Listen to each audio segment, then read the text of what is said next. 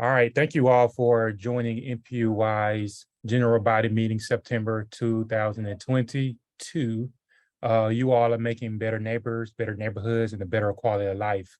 We appreciate your activity in our community and being a valued member in our community. It's everything that you do that makes us better, and every small step that you make in our community engagement would in turn turn into a large leap for our community. So I appreciate you making that initiative to come on and listen in on what we're doing with NPU-Y, because our goal is to ultimately make a change in our NPU. Before we get started, I'd like to mention a couple of housekeeping guidelines. If you would, please stay muted at all times. If you wish to speak, use the raise hand feature as usual. It's in the reactions tab. Also, you will be called to the floor in the order that's presented in the raised hands. This will help with the flow of the meeting, especially with Robert's Rule of Order, which require that one person should be talking on the floor at one time. If you choose to speak without being called upon, then you may be muted because that's against Robert's Rule of Order and is considered out of order. Also, if you're calling in, I always get it mixed up, *6, use the *6.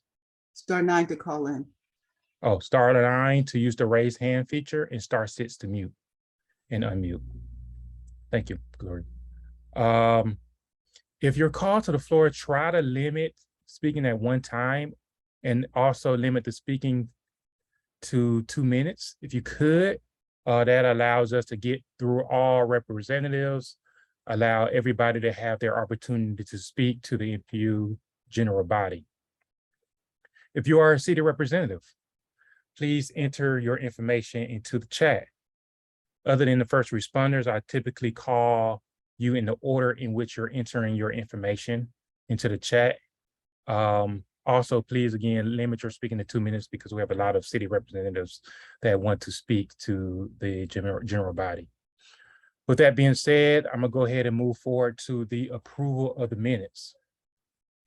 The minutes is located on npuy.org. You can go to the second section where it shows the minutes for August 2022. And I'm also, let me share my screen so I can also bring it up on the screen as well.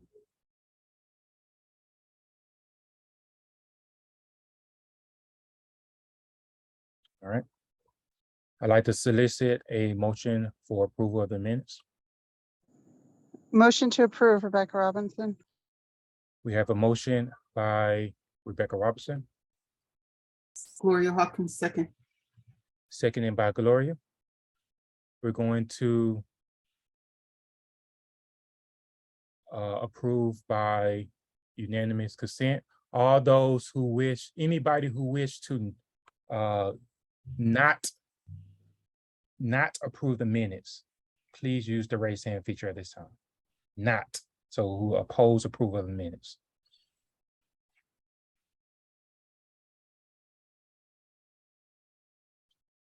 Seeing none, and we have met a quorum of more than 9 people, more than 9 voting members, then seeing none, the approval of the minutes have now been approved by unanimous consent. We're gonna move forward to the approval of the agenda. Can I solicit a motion to approve the agenda? The agenda is located on the City of Atlanta website. Also, it's located in the agenda section, the second section of the npuy.org site. Did Kelly Jean, you say your motion? Yep. I was just wondering if we needed to amend the agenda to remove the letter of support for the Park Pride grant. We can either remove it here, or I can just, at the time of when we get to it, just skip it. Okay, then I second Rebecca Robinson. Okay. For a point of order, I'm unable to see the tally of the participants when they vote. So Bob or anybody else that's willing to jump in, since Kelly nor Heather may be in place to jump in and again, to confirm the tallies of each round of voting. Okay. So we have a property being moved and seconded. We're gonna do again, approval by unanimous consent. All those who wish to oppose approval of the agenda, who wish to deny the approval of the agenda, please use the raise hand feature at this time.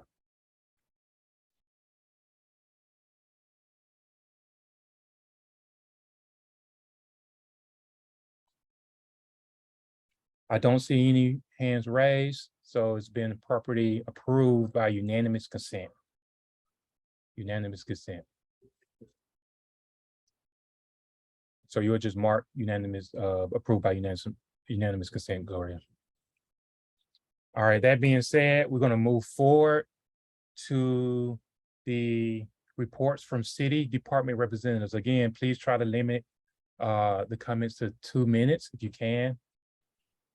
We're going to start, as always, with the first responders, calling the fire department to the floor. Good evening, everyone. Sorry about the background noise, radio. First, I would like to thank everyone who supported us last week during the 9/11 weekend with our boot drive. We were able to do very well with the collection, and it will help the 2 foundations that we support. Also, beginning this week, actually started today, we're starting our hydrant inspections, and that will go on through the rest of the month. Coming up next month, 2 things are coming up. First is our open house, which will be October the 8th. That will be located at our station in Kirkwood, which all the city is welcome to attend. Also, on the 14th of October, we will start our camping night. And this is for young ladies, the ages of 14 through 18, where they can really come out and see what the fire department is about and see if they'd be interested in joining. Sorry, Officer right. Thomas, what was that called again? What was it called It's again? called Camping Night. And it's for ladies 14 through 18. And it would be held from October 14th through the 16th. No problem. And pretty much that's all going on with us right now. Are there any questions for me? Thank you. I have a question. I'm Any sorry. questions? Please use the raise hand feature at this time. Who's that? I missed it. Dr. Saunders. Okay. She muted. Dr. Saunders, you're called to the floor, but try to use the raise hand feature. I'm sorry. You are absolutely correct. Could you please send me some information about that event so I can share it with our high school? Sure, absolutely. I Absolutely. placed my information in the chat bar. Okay, I will do. Thank you. Okay, and what high school is that? You can send it to, I am at Slater Elementary School, but I work with all 3 of the schools, and the high school I'm referring to is Carver. Okay. Oh, yeah. Okay, thank you. Thank you. All right. I dropped it in the chat as well. Is Okay. there any other questions for the fire department? Please use the raise hand feature at this time.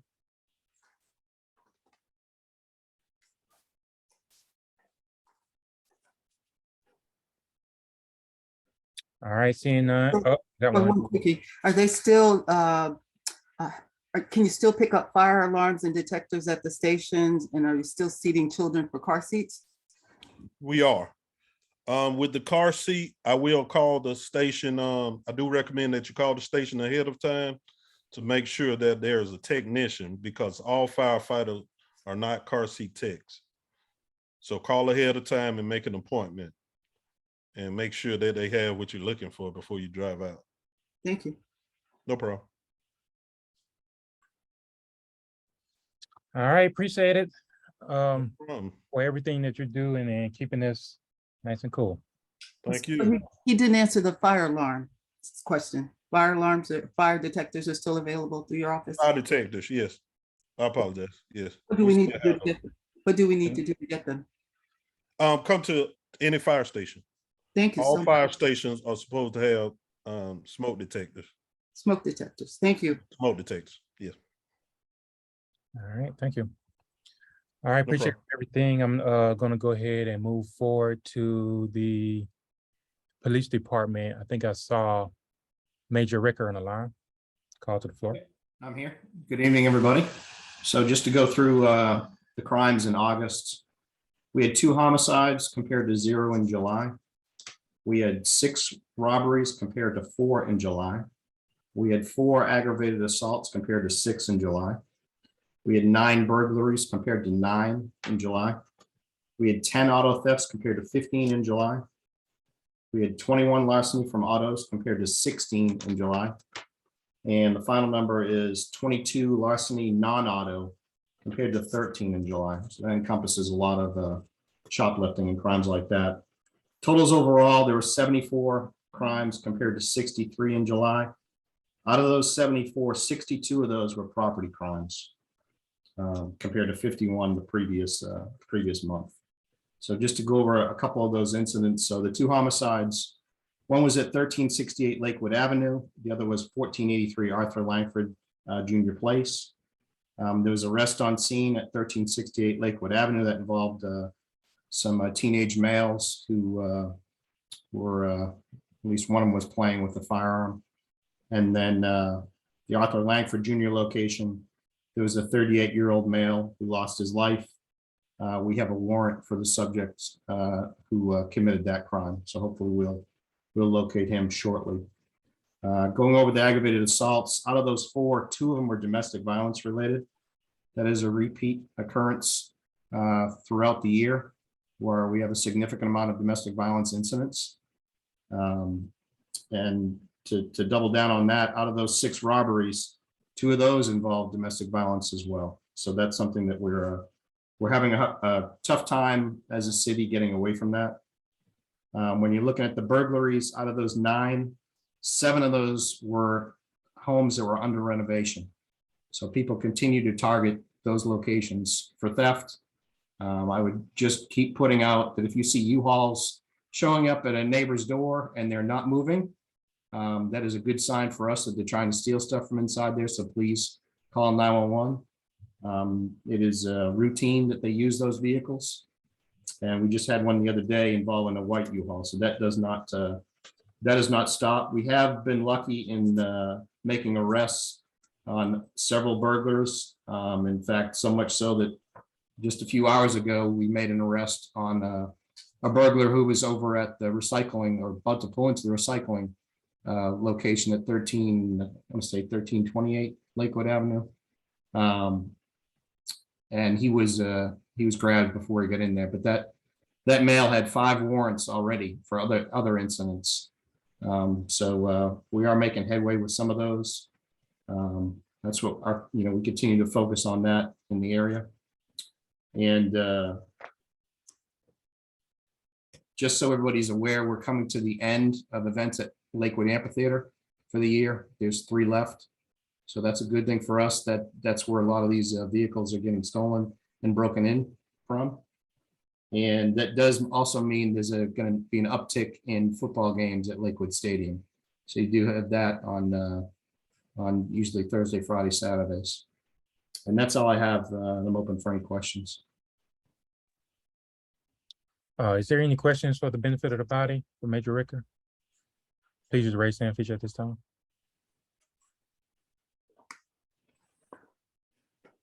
Gloria, you call to the floor.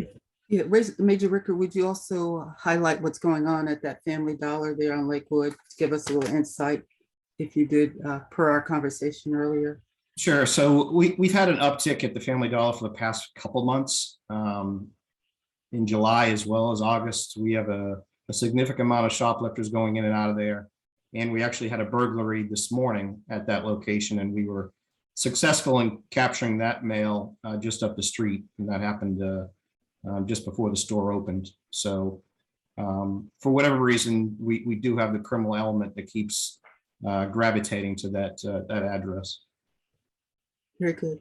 Lastly, would you also talk about the real-time capture through images of officers coming to the scene? Sure. So we have our real-time crime center, which basically uses videos to feed it back to the officers in the street. We are on a push for businesses specifically to integrate their cameras. And the second part of that is residents that are able to basically register their cameras to let us know that they potentially could have devices that could help in solving crimes. The difference between the two, in reference to the businesses, we're looking at live feeds, so we can act on our way to these locations, that especially bring us there routinely. The residents, we're not looking to spy on any resident. All we're looking for is just a heads up on who may have cameras in the event that there's a crime nearby, and then we could reach out by email and ask them if they notice anything. Thank you. All right. Thank you, Major Ricker, for everything that you do. Quick question. Do you have stats on the number of cameras in our community that is tied to the live system or the real-time feed system? You talking about the businesses that have been integrated? Yeah, the business. I can have that the next month. I'll have that for you. All right, appreciate that. No problem. Everybody have a great night. All right. Thank you. We're gonna go ahead and call Department of Watershed, Yolanda Bozeman, to the floor.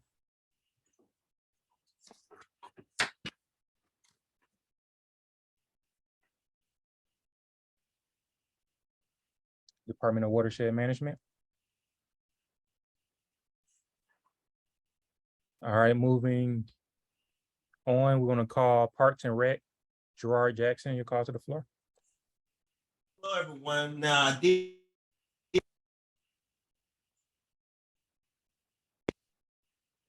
All right. Can you hear me now? Yep, we can hear you now. I did see in the chat where Watershed said they had to leave for a second. They left the information in the chat. So you might want to check the chat. Oh, I see it. Okay, appreciate that. No problem. I'll resend her information to them. No problem. So, few things. My name is Gerard Jackson. I'm the facility manager for Ferguson, South Bend, and the Gerber House.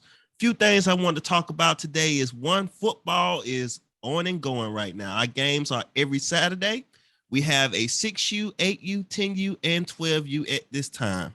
At this time, we practice down at the field right off of below Grant Park.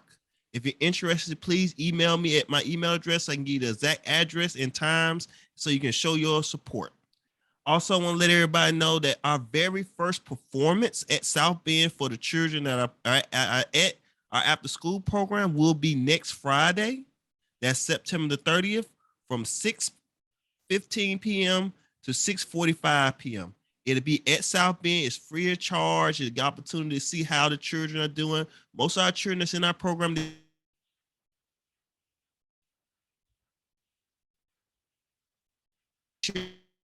Breaking up. Troy,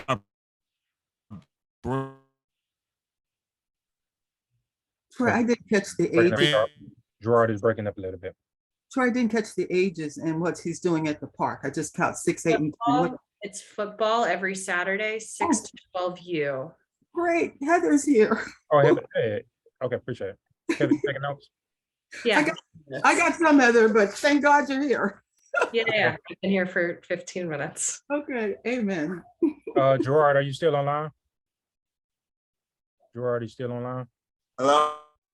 It's breaking up severely. Yeah. We can barely hear you. It's going in and out.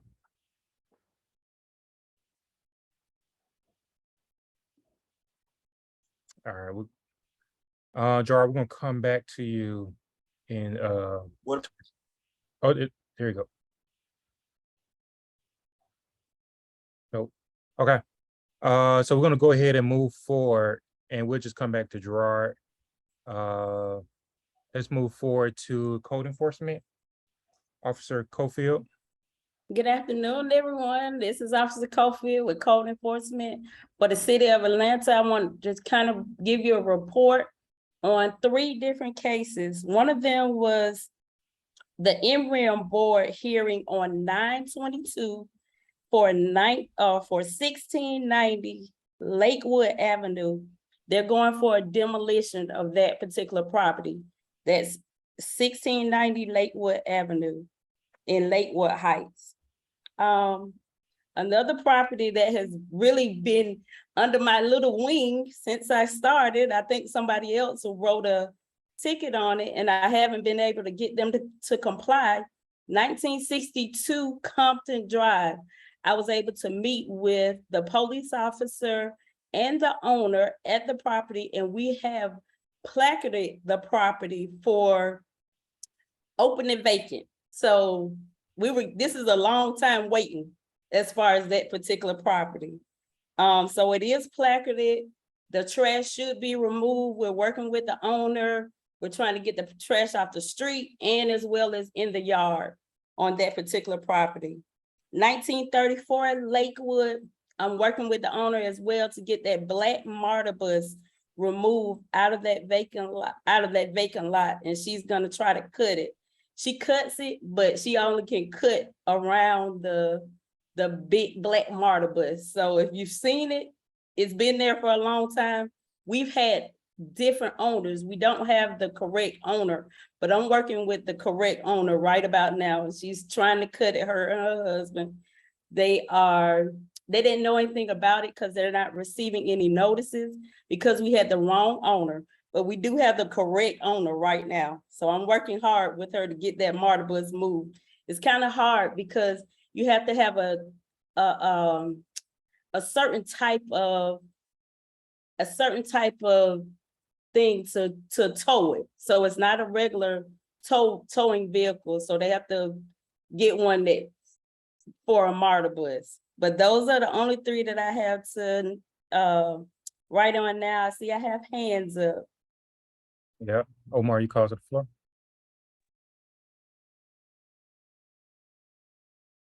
Mr. Ali,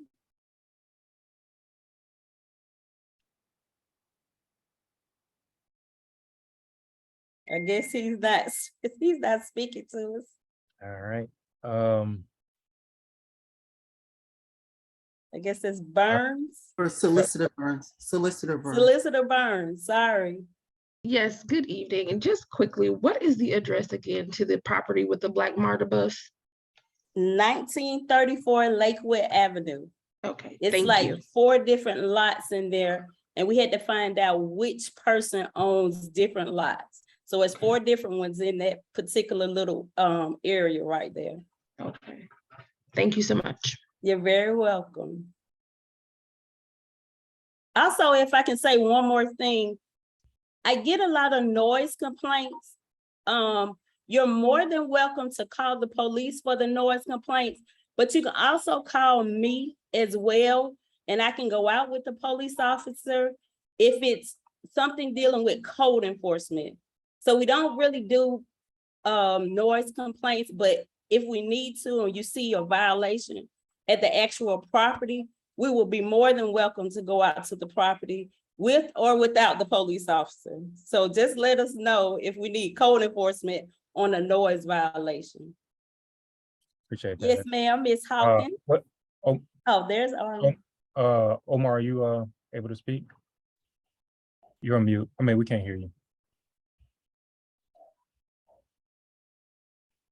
All right, we'll go to Gloria for a second until Gloria, you call to the floor.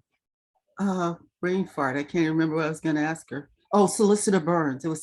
Thank you, Solicitor Burns. I received your correspondence about us compiling the data for, I guess, this new push. I'm calling it new and nuisance actions. I've sent your email out to several individuals who've been real advocates in the community, but I think putting a comprehensive file together that would be meaningful for you is what's been taking place over the last few months. Yes, thank you all so much. We greatly appreciate that. We greatly appreciate the new initiative. Omar, are you there? I think he just jumped off. All right, what seems to be a day of technical difficulties today. Maybe So you can put it in the chat. yeah, I'll Omar. stay here. Okay, Omar, if you stay there, we'll take it whenever you get back on, or we'll put the question in chat. Well, y'all have a great evening if you can, and be safe out there. All right, appreciate that. I'm gonna go ahead and move forward to Solicitor Burns, Assistant Solicitor Burns, so that she can just tack on to the back of it. You call to the floor. Thank you so much. Good evening, NPU-Y. It has been some time since I've been with you all. I've been a little bit all over the place, but it is wonderful to be back with you all tonight. I am Senior Assistant Solicitor Burns. I am with the City of Atlanta Solicitor's Office, where one of the things that we prosecute is the code enforcement violations that you heard about tonight. We are compiling a list of properties as Ms. Hawkins, you all might have heard her talk a little bit about earlier. We're compiling a list of properties that are what we call nuisance properties, and we're looking into those to prevent and to assist, obviously, our first responders in curbing crime in your neighborhoods. Those businesses where we know that a lot of crime occurs. So we thank you all in advance for your participation in helping us compile that list of properties that we might need to look into. We also prosecute all traffic violations here in the city, as well as the city's criminal violations, as well as some state criminal violations as well. We do have some other community initiatives, excuse my voice tonight, been in court a long time. We do have some community outreach initiatives involving our seniors. I'll put that information in the chat along with the dates and times coming up this month as well as next month. If you all have any questions for me, my information is also in the chat. If you have any properties you'd like to report, any questions involving anything we prosecute, please feel free to reach out to me. My information again will be in the chat. Thank you. Gloria, did you have a question? I saw your hand was raised. Solicitor Burns, if you're able to provide a link or some guidance to the public so that there's a clear definition of what you would need to prove a nuisance action and what are the remedies and the penalties once that's proven. If you can give a little more guidance, I think it would help. Sure. So we're looking for properties where there have been what we call repeat calls of service. That means that the police have been called over and over and over and over, as well as code enforcement. And you know, maybe they've remedied it at one point, but it continues to happen. Maybe they haven't remedied the situation at all. That's what we're looking for in order to reach our definition of what the law requires us to prove is a nuisance property. So if you still don't think you may have a property that rises to that level and you may not think it rises to that level, we'd still ask that you provide it and put that address on our list that you all provide to us so that we can look into it to see if it rises to the level, and then also so we can keep an eye on it. You know, because some of the properties that come on our list, we may not be able to immediately act on just based on our burden of proof, but you know, keeping an eye on that property over some time might be beneficial. All right, thank you. Is there any other questions for the benefit of the body for Senior Assistant Solicitor Burns? Sorry for putting that, didn't put the senior on there. Is there any other questions? All right, thank you for keeping us safe. No problem. Thank you all. All right, I'm gonna step back to Gerard. Gerard, are you online to finish up the announcement? Can you guys hear me this time? Yep. I do apologize. We experienced some technical difficulties right there, so I'll try to be quick. I know you guys have a lot of things y'all need to go over. So going back to what I said, our football teams have started at South Bend. We do have a 6, 8, 10, and 12, and they actually have games every Saturday. If you're interested in coming and show your support, please reach out to me at my email address, gajackson@atlantanga.gov, That way I can give you the times and address so we can show our support to our little ones. Also want to let everybody know that on September the 30th, we're actually going to have our first listen program for our children participating in our after school program. It's free of charge. It'll be from 6:15 to 6:45. It gives you opportunity to see the children, see how they progress. Most of the children that are currently in our program at South Bend are brand new. This is the first time they've ever played their instrument. So if you have time, please come and show your support. 9 times out of 10, it will be streamed too. As soon as I get that address, I will let you guys know so we can go and show our support. Also want everybody to know I am aware that the current influx of people living in the park. I know I've seen people with Winnebagos, I've seen RVs, I've seen cars. I'm working with APD to rectify that situation. Just let everybody know the park is open all the way until 11. After 11, that will be trespassing because after 11, the parks are closed. We may have to move into closing that gate right at Lakewood again, but I'm trying to see, can we find other ways and get other opportunities for the people so they can help out for people who really don't have anywhere to go. At this time, I want everybody to know if you have work orders or see issues at the park, I am aware of the trash and the dumping that's occurring on the field again. I do have a work order for that.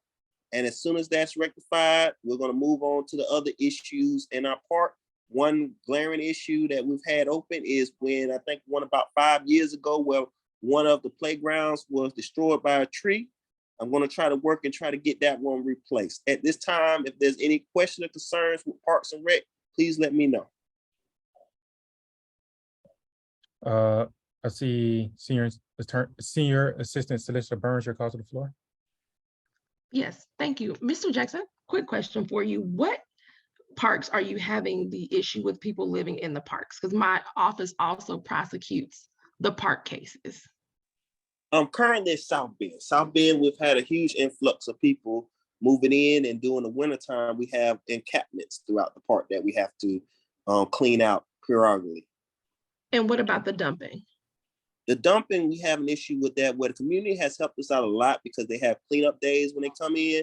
But we do have people who currently at night come in and dump tires, beds. Currently, we have a boat that has been dumped right next to the gate, next to the field. So we just have to, it's an issue that we currently have going on. And that's also at South Bend? That is okay. Thank you. Jacob, your call to the floor.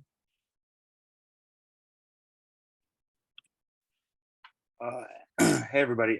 Thank you, Chairman. Yeah, so my question is, we've seen the football going on over at Cheswood Park here at the Boulevard Crossing Park, and it's always nice to see the families out and supporting the kids. I did notice that you guys have done a much better job with, cleaning up the trash after the events on Saturday. So I just wanted to say thank you for that. And then we also noticed that there is, I don't know if it's new parking or if it's just parking that was exposed over the past few weeks. It looked like the city came through and did some clean out up there on the hill, I guess adjacent to the football fields there, or the athletic fields. And I was just wondering, we did have a few calls about the traffic that was there on Saturdays. I did notice, I actually did a drive-by after the phone calls and noticed there was an off-duty officer there. I wanted to ask if, off-street parking is an option as far as up onto the hill that's adjacent there, and if you guys are going to continue to have maybe off-duty officers or something to help kind of direct the traffic over at the Boulevard Crossing Park. Yes, we will continue having off-duty officers because the previous years we've had our football over there, we had an influx of people breaking in people's cars and different other things. So we are going to spoof up our security over there. We are trying to work on trying to find alternative means for people to come in. We're trying to work with MARTA to try to encourage people to ride MARTA in, because with us having so many teams in that particular area, if everybody want to park, because some people want to come even before their children are playing. So we are working together to try to rectify that situation. I'm glad that it's working a little bit better, but it's a work in progress. And each year we're trying to do something to get a little bit more better. All right, thank you. I greatly appreciate it. And like I said, they've done a much better job as far as the cleanup after. And it is nice to see the parks being used to their fullest. So thank you for your service. We appreciate it. Thank you. Heather, your call to the floor. Yeah, Gerard, you had mentioned there's a boat dumped in South Bend Park. There had been a boat full of trash outside 1857 Lakewood Terrace for probably a month. Gloria can probably speak to that more than I can. I would guess it's probably the same boat if you're looking for culpability. Heather's right. Someone moved it from 1854 and has apparently relocated it somewhere else, but it needs to be moved, absolutely. I am so glad you told me that. So what I'm going to do is I was taking my kid gloves right now because somebody might be living in the park, and we were just trying to find that person to not get that boat repossessed. But since it's just been moved to a different area, I would have to see it. I'm happy to come by, but there was a boat for about a month down the street full of trash. It's the same boat. I can look, when I looked at the boat, it looked like it's been at the location for a period of time, and they just put it in that corner hoping nobody noticed it. But if that's the case, I'm still going to go ahead with my powers that I have to get that rectified. Yep. Feel free to reach out to me if you want to clarify if it's the same boat or not. Will do. Thanks.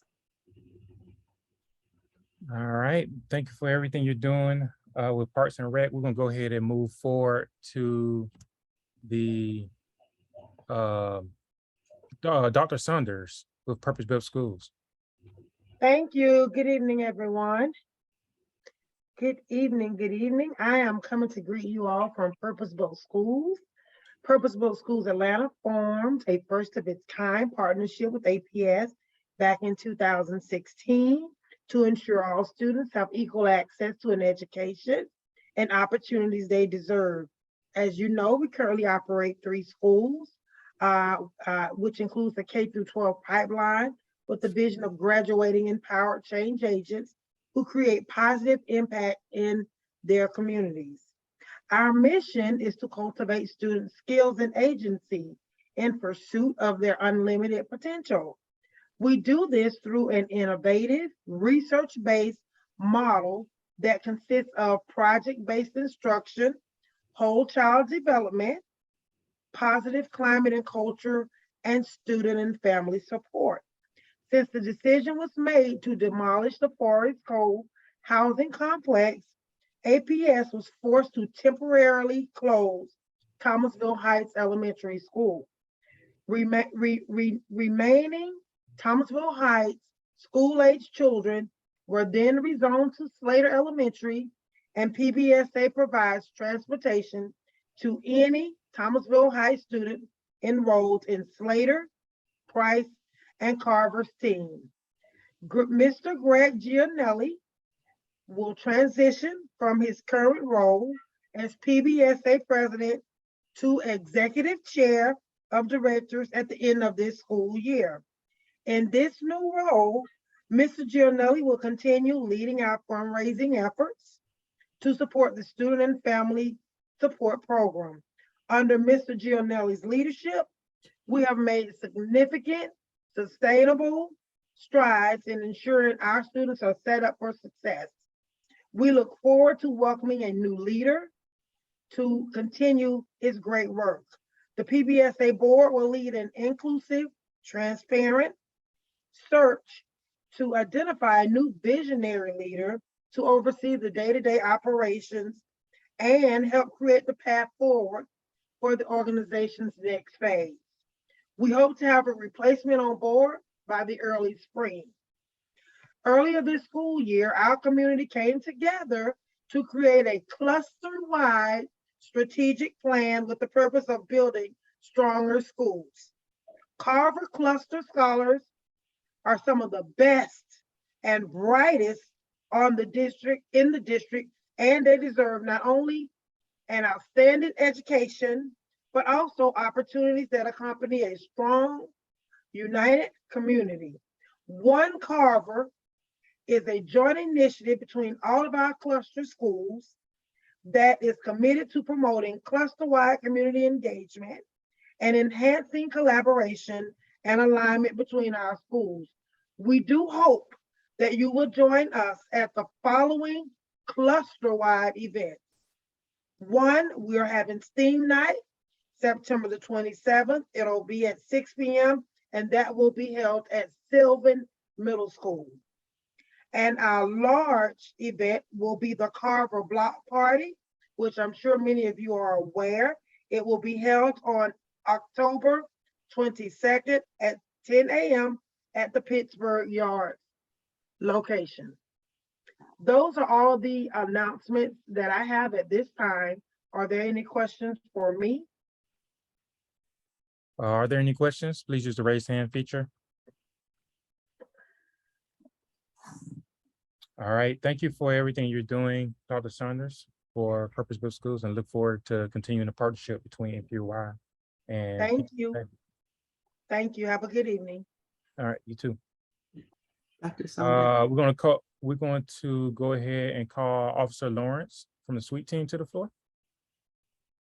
Hello, good evening, everyone. I'm Officer Lawrence. I'm with the SWEET team with the Department of Public Works. Just have a couple of things to put out this evening. We're still on the bi-weekly collection of yard trimming, this week being an off week. And I know coming up will be leaf season. So just please keep in mind that still, if it's over 20 bags or a large pile, it has to be scheduled through 311. So just contact 311. They have where you can do it on the app, online, or you can call in to the center. They will give you actually a date for a collection. If they didn't give you a date, it's probably likely that it wasn't scheduled for both. So just be mindful of, make sure you get a date, and also you can get your case number to make sure that it's actually been scheduled. We have issued a couple of citations for individuals dumping in the area, just off doing our own investigations. And I just want to thank the community as well. And if you all have any evidence or videos of anybody dumping, please feel free to email it to me. That would help, and maybe that could eliminate some of the dumping in the area, because it seems as if as soon as our crews clean it up, it's going right back down. So it's not that they're not cleaning or we're not submitting. It's just that as soon as we get it up, they're dumping again. So we are moving cameras around in the area. So in some areas you'll see less dumping. That's because due to the cameras being placed there, individuals have spotted it. So some of that dumping has stopped. Also, I did put my contact information in the chat, but if you all have any complaints or concerns, I'm going to ask that you all contact 311 unless it's something that you all have already submitted. This is just to help to make sure that your case is going out in a timely manner, because if I'm out, my department have no way of actually getting that email. So please go through 311 so you all can actually get the case in the system. Also, we're here to educate residents as it relates to properly disposing of their garbage, recycling, and yard trimming. So if you have neighbors or anyone that you feel needs to be educated, you can also put in the case for that, and we'll have someone out. Our goal is to have an officer out investigating at least within 48 to 72 hours of the complaint being submitted. Sometimes it may be a little bit behind, but just trust that we'll get it in the next couple of days. Other than that, I don't have anything else. If you all have anything for me, I'll stand by. And again, I did put my contact information in the chat. Yeah. Oh, I'm sorry, one more thing I have. Again, we have a big update about containers being left at the curb again. Again, your containers are not or should not be at the curb before the scheduled pickup day. For example, if your collection day is Thursday, your container should not be at the curb before Wednesday at 7 p.m. After the collection, it has to be removed the following day before 9 a.m. The only way it would be a day behind is if we have a holiday that throws one day off. Other than that, that's the only time that your containers can be at the curb. Also, follow the same for your boat sitting out. It cannot be out there until the day before. Believe it or not, once you put your boat out, individuals ride by, they go through it, and they have stuff everywhere, and it just makes a mess. So that's why we ask not to put it out until the day before. Other than that, I don't have anything else. I did see someone asked about fair and peak fair for cameras. We do not have any cameras right now at that location, but it is being monitored on a weekly or bi-weekly basis. I was just there today. Was submitted something for the tires that's being dumped there. There may be one of the locations that we could possibly look at in the future for placing cameras there, but we do not have none in there right now at this time. Okay, thank you. Yeah, I've heard from other NPU chairs that the cameras has been a huge success. Yes. Um, So if you have any locations that you may want, we're looking to, like I said, move them around to share them. And like I said, it's a big determinant because once they see them, they don't dump. So if you have any, we can possibly look at to setting cameras in there. As the time going on, we just have to place them in areas, have to spread them out. So. Okay. Okay, we'll keep in contact. All right, thank you for everything you're doing and keeping us clean, I suppose. Thank you so much. All right, you all have a good evening. All right, appreciate it, Officer Lawrence. We're gonna go ahead and move forward to elected officials. Is there any other city official that we missed? We're gonna move forward to elected officials. All right, seeing we're gonna go ahead and move forward to District 12. I think Mina was online. Okay, sorry, technology. It's like 8 o'clock, I think. I'm still at the office. But hey, everybody, I'm Mina. I'm Councilmember Lewis's policy director. So first thing, redistricting is this year. Troy, I sent you the new maps, I believe. So you should have a copy of the new map. So that has gone through committee on council. There's going to be a vote that is coming up. We don't know the exact dates for the public hearings yet, but they're set to continue and let us know when that is going to happen about that. And then oh, you're pulling it up. Oh, great. So now I can explain the map just a little bit better. So we had to grow in District 12. So we're moving a little bit east and a little bit more west. So we're going to be picking up Oakland City and Bush Mountain on the west side. And then we're going to be going into Leland Valley, Lakewood, and get the rest of Swallow Circle and Baywood. So these are the maps that have been talk to with other council members. So that is the map that we will be voting on very soon. Those dates are upcoming. It is kind of going to depend on when the public hearings are. Other than that, we had our second quarterly town hall last week. Sorry, it's been a blur, but we did have that. Thank you to everyone who came out or watched online. Our third one is going to be an NPU-Y around the Arthur Langford area. So very excited for that. That's going to be over in December. So looking forward to getting that out when we do. Other than that, just have a couple of updates from DOT. So the Lakewood area has finally been approved for a traffic light. So we are going to get that on Lakewood Avenue. And we've been working with Parks and Recs and the office of Nikema Williams to get some more money so we can double our T-SPOS money and get some more road repavement done in that area as well. Other than that, I'm open to any questions that anyone may have. Is there any questions for the benefit of the body? Please use the raise hand feature at this time. Heather, you're called to the floor. Where on Lakewood Avenue is the traffic light approved for?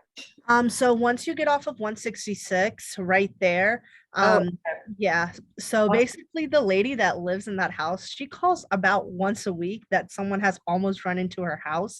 And it is a very dangerous situation because you don't know that the road is going to end if you're not there. And a lot of people, that happens a lot when there are events at Lakewood Amphitheater. So a light there, some beacons on either side, and the repavement of Lakewood all the way down past Macon Drive. So it's a big project that we are looking forward to doing very, very soon. that's exciting. Thank you. Of course. Gloria, your call to the floor. No, Heather asked my questions. Thank you, Mina. Of course. And I'm very excited to be a member of NPU-Y. I never participated Yeah. in my other NPU. I never even knew who the president was. So I'm very excited. I feel like I'm doing my responsibility here. We Well, you- promise we won't overwork you. Nicole, your call to the floor. Yeah, so I'm with Chosen Park Neighborhood Association, and we have a major traffic concern at the intersection of Milton and Lakewood. People do illegal right turns and illegal left turns, which causes accidents at least weekly. There's always car parts or a car that's pulled off the side after being hit. So it's a major safety concern, but we've been trying to work with GDOT to see what we can do with that intersection. So maybe if we can put that on the map as a concern for the neighborhood, that would be amazing. Yeah, definitely. We have our follow-up meeting with ADOT this week, so I'll bring this up. I don't know if that's specifically in District 12 or District 1, so we can clarify that and then move forward. But we definitely would see if you Yeah. can get participation from District 12 to, but it is in District 1. Of course. Jacob, your call to the floor. Yeah, I was just going to add to that. We have a lot of issues regarding transportation and upcoming projects in our neighborhood. Mina, I'm not going to take the constituents' time here, but maybe if we could hop off on another call and discuss some of the issues that we have with the large amount of residents that we have coming to the neighborhood, and how we might be able to help facilitate this with some of the developers actually going a little bit off-site, and instead of doing the tax, I guess it's the impact fees, impact credits, and help us do some of the actual development. We discussed this for the SAP, specifically regarding the 510 Sawtell location, just because it plays a huge part on McDonough. But we have multiple intersections that we would like to have addressed. So Definitely. Listen, I live right there on the boulevard, right where that new development is coming, right on the Beltline. So believe me, I understand, and I'll send you my email so we can set something up. okay, perfect. Thank you, Mina. Of course. Monique, your call to the floor. Hi, I am asking a question. Well, the first one was, I don't know if I came in late, but how are we on the traffic devices for school areas? Was that what you were talking about? The traffic devices for schools? Not specifically, but I can speak to that. Okay, so that was number one. And then number two was someone at the town hall meeting online. If you all do the town hall meetings, if we could have a moderator for those town halls online, that would be appreciated, because we was asking questions to nobody. And this one guy asked me, he was like, okay, you're in the NPU structure more than me. How do we get someone to get a transportation study right there? It's in I think it's in Capitol View area, maybe. But he's trying to get a sign that tells people that the CSX trains are coming and they need to take that detour on the left in Pittsburgh, or in that little area where it's turning. So I don't know. I wanted to give him an email to ask him who to talk to. Do you have a contact in transportation that I can share with him? So he actually called the office and we've discussed oh, good. Good Yes, job. ma'am. Send him an email now, because he asked me and it was on my heart for the last 3 days. So okay. Yes, ma'am. So one thing I will say about that Zoom, it's kind of like a perfect storm. The Wi-Fi was down. We were trying to get some internet connection. It was like on my phone. If y'all could see, I was trying to run around trying to, get everything in place. So I do apologize about that. And we will definitely be moderating the virtual part of the town hall next time. For the schools, traffic calming devices, one of the things that we've been working on, and this is something Councilwoman Shepherd actually was working on before, is South Atlanta. So right there, getting sidewalks, which is one of the things that she had allocated her T-Splost $1 towards. That bid apparently did go out 2 weeks ago. So they're waiting on someone to get that bid. And our kind of goal is that we can get that sidewalk structured, we can get it beautified, we can get that. So on the other hand, where you have Lake Charlotte, there's some access where you can walk your kids up to Lake Charlotte, where it can kind of look like the Cascade Reserves basically. So we're working on that with DOT. And if at South Atlanta, there's that weird, like, I don't know if that's a median, it's just something in the middle of the road. I think you may know what I'm talking about. So getting that removed and just kind of formatting our sidewalks better. So money has been allocated towards that. And I can check it in my file and drop it in the chat about how much it was, and more information about the bid as well. Well, I'm also mainly in NPU-Y, Slater price. Everybody's zooming down prior. Yeah. So because everybody's zooming down prior, I'm just wondering, how do we get them to slow down? Yeah. Because we have schools here. When we first came in, we put in legislation to get speed bumps on prior. Those are on the list. They're working through the list right now because we kind of slammed all these speed calming devices on them. But it is on the list for prior. That was actually one of the first ones that we did put in a couple of months ago. And then Nikki also had a question in the chat. How about a crosswalk on Shadydale into the park? Yeah, hi. I'm just wondering if while your guys are working on Lakewood, is there any plans to have a crosswalk done into the park from, say, Shadydale or there near? Because these kids are running across the street, to get to the park or get to the pool or get to the community center. No, definitely. That is a great idea. And honestly, what we had talked about was kind of doing the sidewalk and building a crosswalk in the middle. And we're waiting on our new T-Splost dollars and some other bond money to come in so we can fund that project as well. But that is something that we have been talking with ADOT about as well. And Gloria, you talk to the floor. Yeah, and just to piggyback on what Nikki has been saying, is that area also, I think that's District 1 as well, is that not correct? Even though we're all collaborating together, that is District 1, that portion, is that correct? So the Shadydale part is, I believe, District 1, but the Lakewood, the exit, and then the area around the amphitheater, that is District 12. Okay, well, in that regard, we can talk offline, but again, there's a number of accidents right there at Prior and Lakewood Way because folks are speeding to get on the 166. Suddenly someone comes upon a big pothole and everybody's piled up on them thinking that, they're going to keep moving when in fact they've fallen into. So we'll talk offline. I mentioned that briefly the other night to you all, but let's talk offline. And see. Yes. And then the last thing, we have started citing the trucks that stand on the intersection, that they just stand there. So we have started citing them with a partnership with Georgia State Patrol and APD. So they have started citing them. Hopefully these thousands of dollars of citations will force them to move, or we're going to have to start towing them away, which is going to be expensive, but we're going to kind of like charge it back to them. So we're waiting to see if these citations work, but we are taking action on that as well. Nice. That was one of Jimmy's complaints. Yes. We're going to allow for one more and move on after. Jimmy, you call to the floor. I saw your hand raised. No, I was just clarifying. So we are addressing the Lakewood truck stop. I made several calls to GDOT, to Georgia Motor Compliance, ATL Plus. I guess if this is just a additional piece of information, ATL Plus recommended that we reach out to Public Works to put signage up. Is that something that you can help us with? So we talked about that with ADOT, but since it's technically a ramp, DPW doesn't have jurisdiction over putting those signs there, but we can put signs on the entrance, so kind of having to maneuver where the signs go.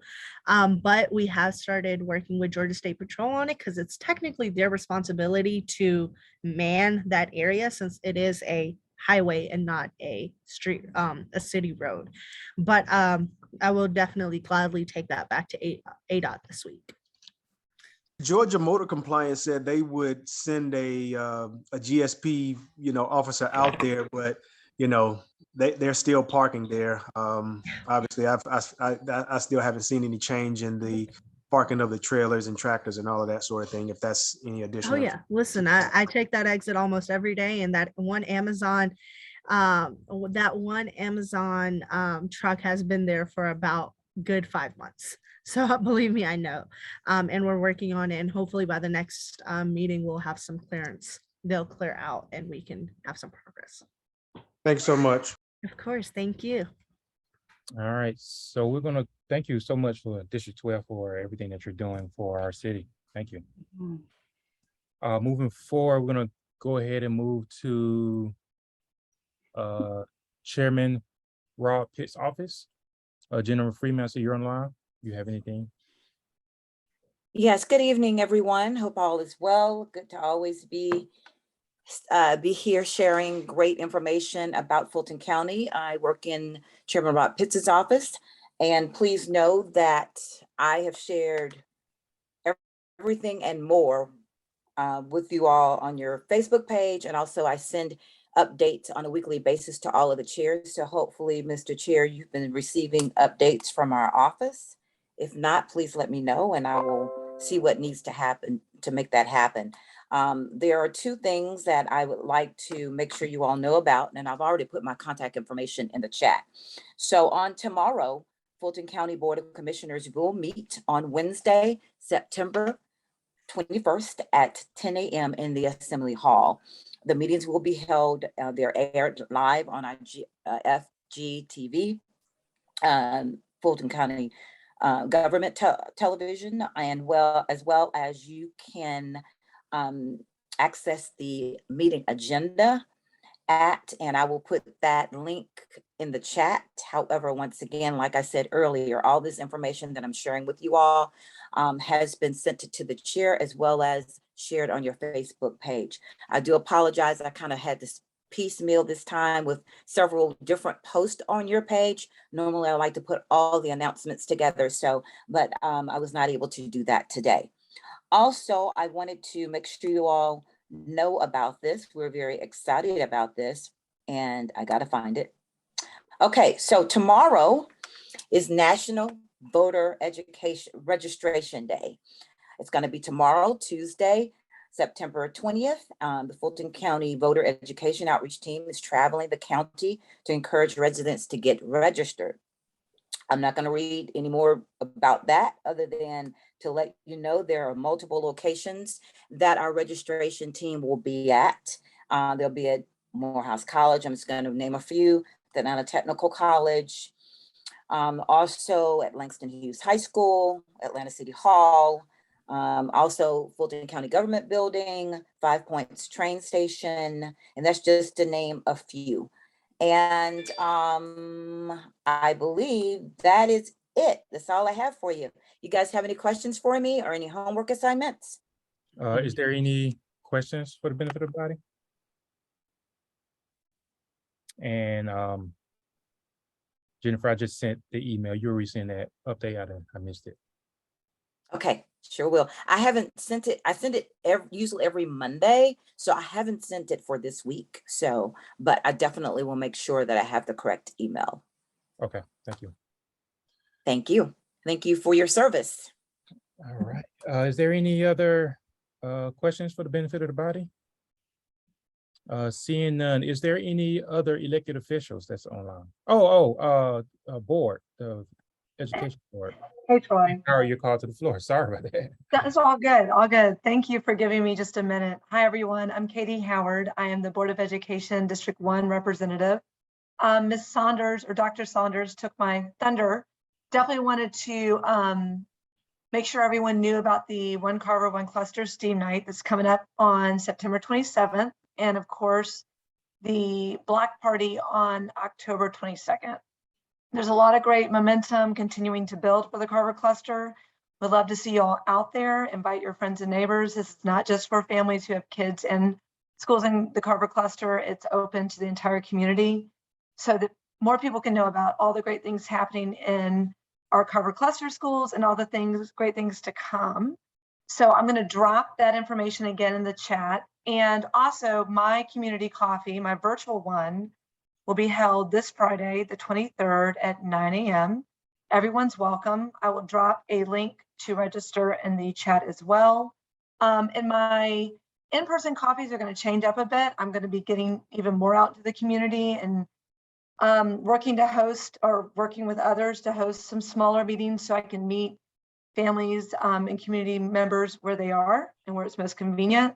So I'm going to be flexible in those times. And I will also be going out to all the PTAs in the Carver Cluster and the rest of Board of Education District 1. So thanks for giving me just a minute tonight. I know you have a full agenda.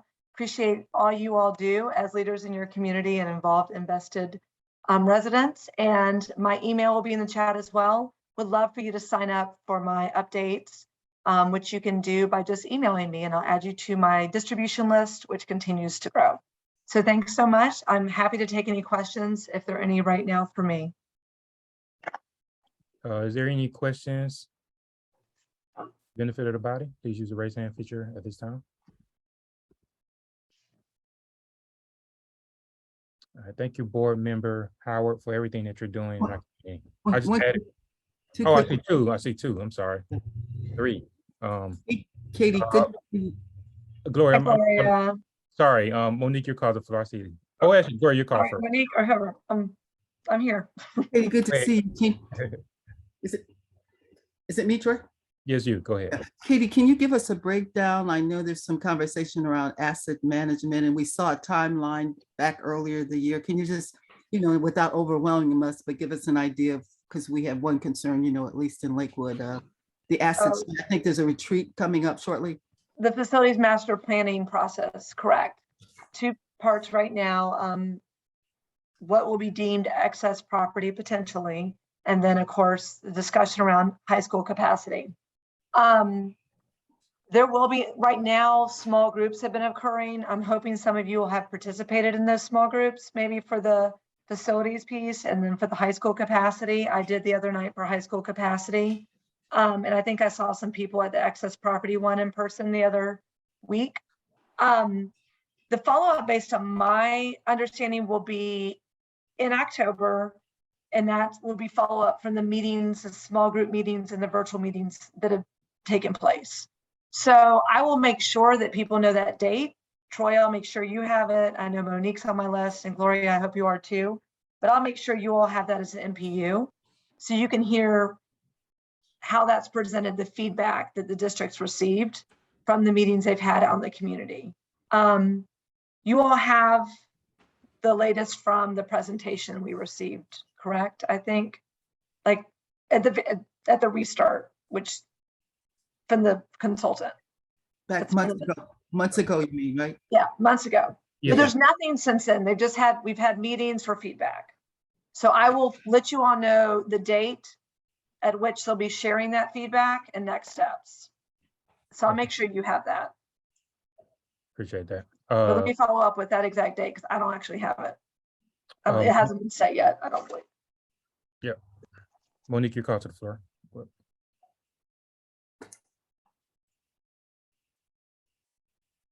Hey, Hey, there Monique. was a presentation. Hey, there was a presentation provided. I'll put it in the chat.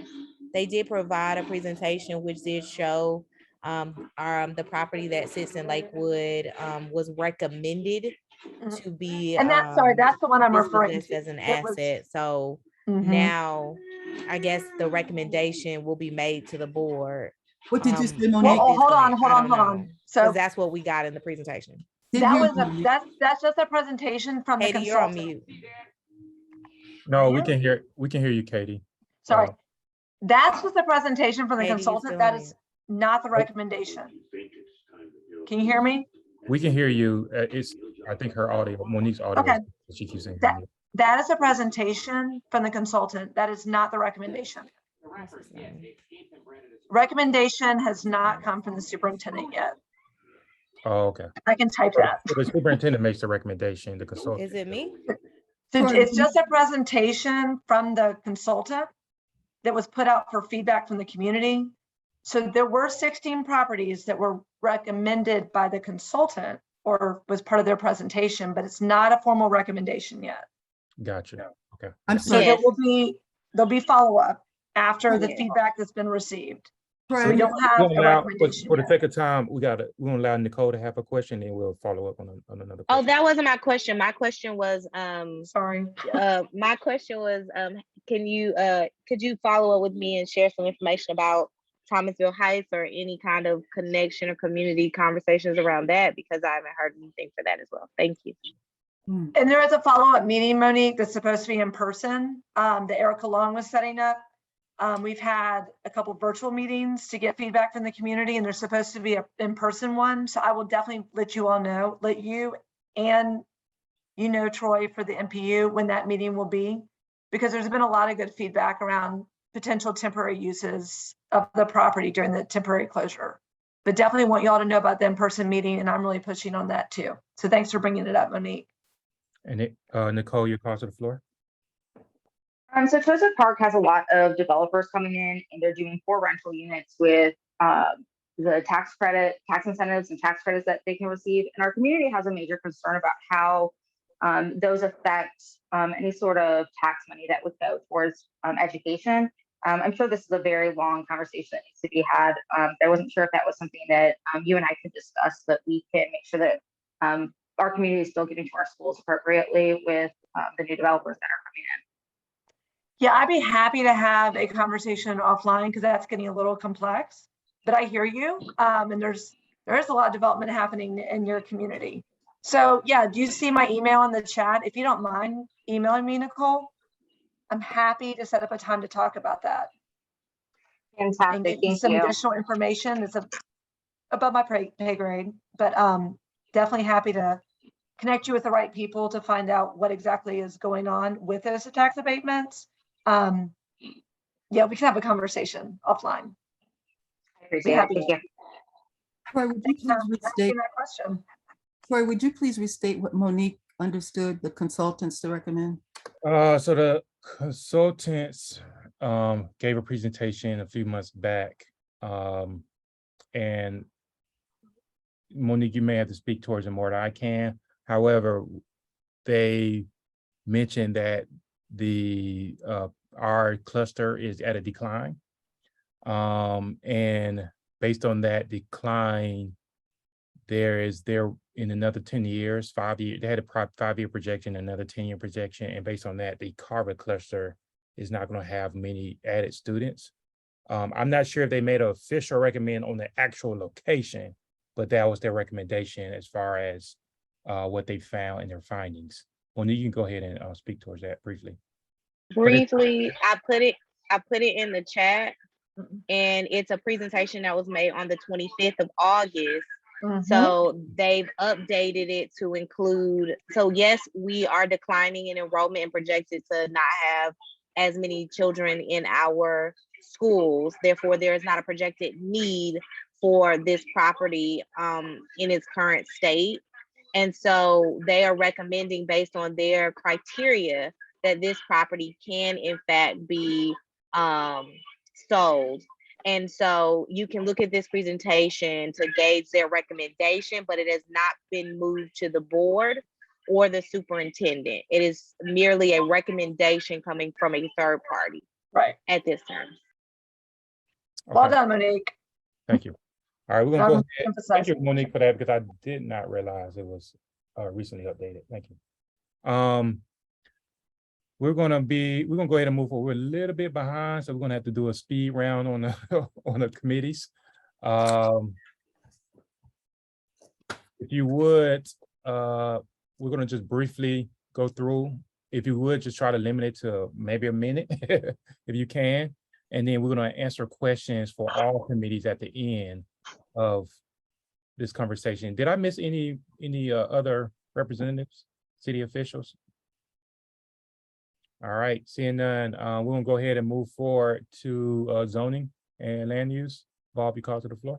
Yeah, happy. Thank you very much, Troy, and Jacob is on the line as well. There are a lot of things going on, as everyone knows, with zoning, especially in Chosewood Park. We'll let Jacob talk about that in a minute. There have been a number of changes to the SAP process that I think are positive.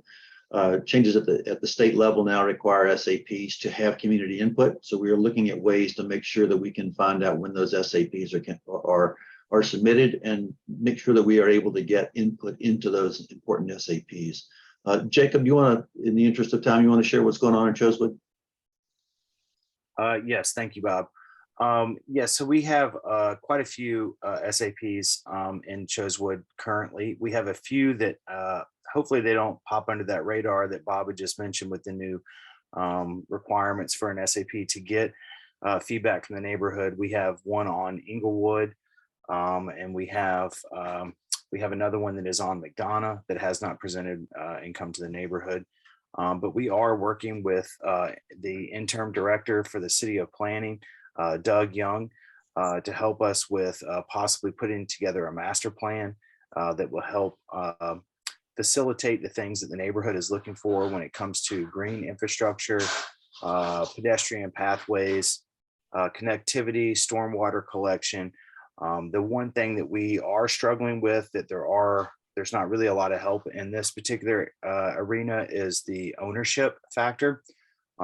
So that one kind of comes down to the lenders and the developers themselves. I know that this is going to be an issue that kind of runs throughout the NPU over the next few years. And I think that ownership is something that we should all be pushing. We obviously need to have affordable housing, but there are alternatives to density with all rentals as compared to ownership in these particular developments. So that's Chosewood Park, and hopefully, I guess we save some time here for you, Troy. There was a SAP that came in from Joyland because it's in the Beltline overlay. We sent that over to the Joyland leadership. If there's any Joyland leadership on the call now, shoot me a message in the chat. And we can send that over to you, but we did send it to Ken Akbar as well as the zoning committee. So look forward to that as well. That was a SAP that was recently submitted. Moving forward to the transfer. Thank you, Jacob and Bob. We're gonna go ahead and move forward to Transportation Committee. Currently, we still have to get an update for the bridge, and we're still working with the Path Foundation for the Lakewood Trail. We're reaching out to the Path Foundation. We haven't heard back with them, so we need to get an update since T-SPLOS has now been approved, and a portion of that T-SPLOS funds was slated to go towards the Lakewood Trail. So we need to kickstart that back up and get it back running. We haven't heard back from officials or the Power Foundation in a month, 6 weeks or so. We're gonna go ahead and move to public safety. Yeah, can you hear me, Troy? Very quickly. Family Dollars, they are a scourge on our society. At the same time, some feel that they are our benefit for the food desert. The one up on Lakewood, Jonesboro Lakewood there, according to Officer Major Ricker, it drains too much of officer time with the shoplifting. Today, they caught a burglar in act. So we may want to look at Solicitor Burns and take anybody that goes in and out of there to take a look to see if in fact that's one of the businesses we want to report as a nuisance. On the 31st of August, listen folks, 1634's license, that food mart, was suspended by the state of Georgia. I have currently in place an open records request. Again, I'm getting part of that information from Lieutenant Cotter at the LRB. If they do not hold a Georgia license, they're ineligible to hold a City of Atlanta license. What we do know is that 1634 rode the NPU-Y agenda for months, right up until July, and then suddenly we get a new applicant. So Apparently, they're on the agenda, so we can I mean, if you want, we can hold until we get to. Oh, that's exactly right. Forgive me, because I forgot Dwayne was there. Then the other issue, there's a couple others. Troy, would you please put in the chat that application to the Citizens Police Academy? Folks, some folks go, I don't want to go to Citizens Police Academy. I don't want any indoctrination about the way they do. I think it's just to the contrary. I think you get a chance to do a ride along. You also get a chance to go visit the 911 center. It's eight consecutive weeks, generally Wednesday evening, but most of the classes are held at Metropolitan State College. That is their temporary housing for this training. It's excellent training. As I said before, active shooter, what are some of the steps you need to take it when there's identity theft, gangs. I think it gives a kind of academic look at many of these. One of the topics is excessive force. Of course, what is laid out is the state law and the applicable SOPs as the officers use them, but it's all relative. It's just a good source of information and a good point of reference. I enjoyed it tremendously. Lastly, forget about the site that I gave previously for the neighborhood watch training that takes place in November. Please take this number, 404-546-2677. It is Lieutenant Brown, and thereby we may be able to get registered for the neighborhood watch training. Just a 4-hour block of time provided Jason's Deli, but it's used in part to help establish neighborhood watches, but for those established neighborhoods, it's part of a refresher, part of the contacts, and each community has an inspector, a COPS, which stands for community-oriented policing.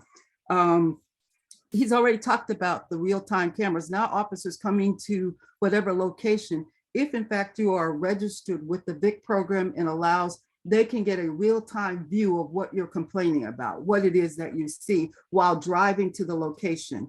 Few more seconds, sorry. Yeah, I'm sorry. No, okay. I think that's really it. This is another good point to bring out. Major violent felonies have decreased in this quarter. They're mainly up in 305. I hate to tell you that, Troy, up around High Points in South Atlanta, 3 homicides, one there at the murder-suicide there at the university at that package store, the one now in Joyland, and the third were the teen party. They're ruling that maybe an accident, but they were all teens right there. And so again, crimes down in this quadrant have become more property crimes. Up in the northern part of zone, it has really become more the violent crimes is what we're looking at. So again, you've got Major Richter's information. He's very visible, very, very visible, and has done a number of steps to support us in the Gould Oak Knoll area of Lakewood. Last thing, August 30th, we had a hearing. The judge is pissed royally with 1686 Jonesboro Road. He did not show. October 4th is a trial calendar. We're expecting and hoping as many participants in our neighborhood will show up. Even if he's coming to compliance, we believe there will be a significant fine. There you go. All right, thank you. Rebecca, did you have anything?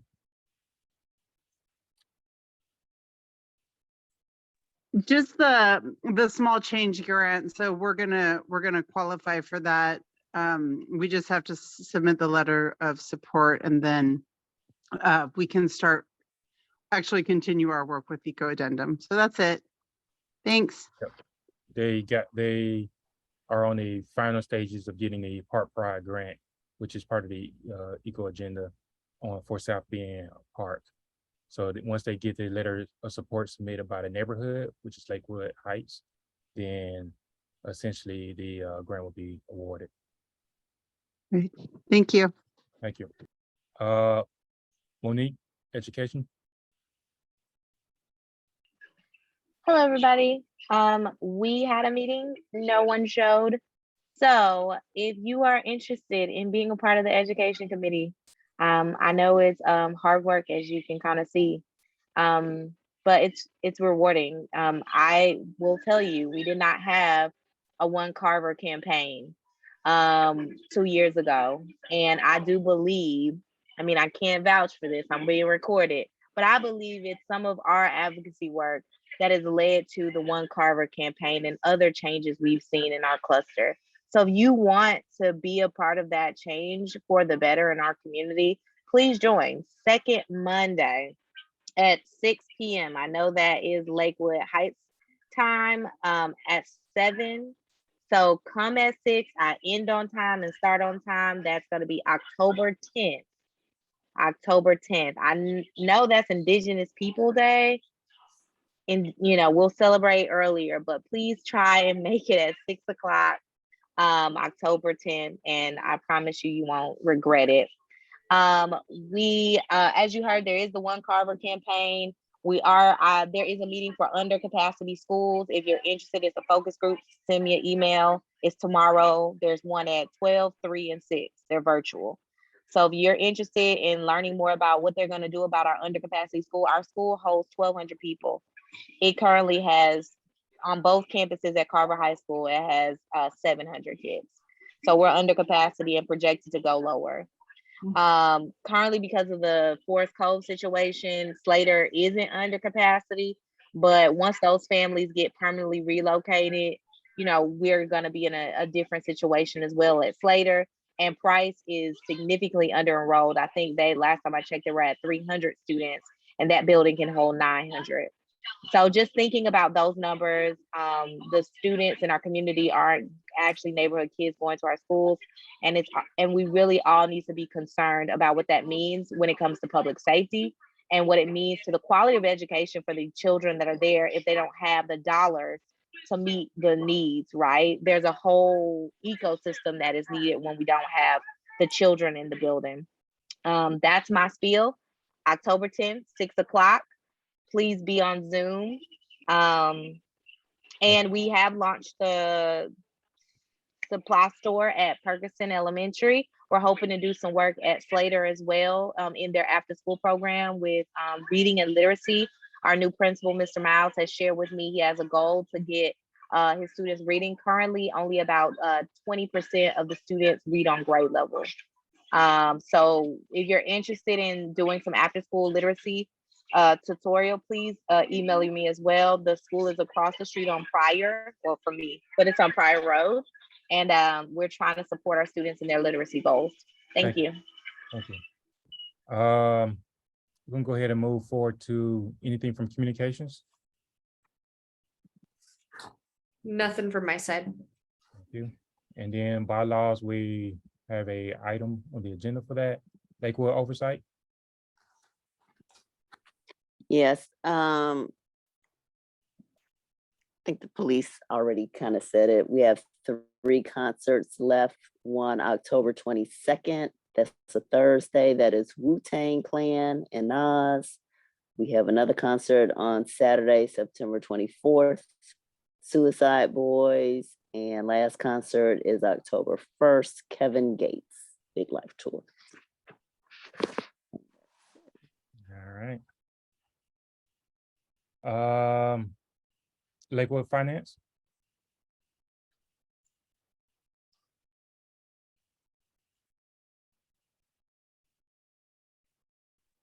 Sorry about that. We have a meeting scheduled. I believe it's next month, October. We'll be convening for our quarterly meeting, but nothing new for today. Thank you. No problem.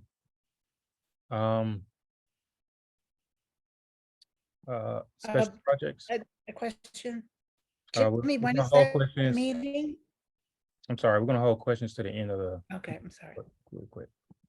Special projects.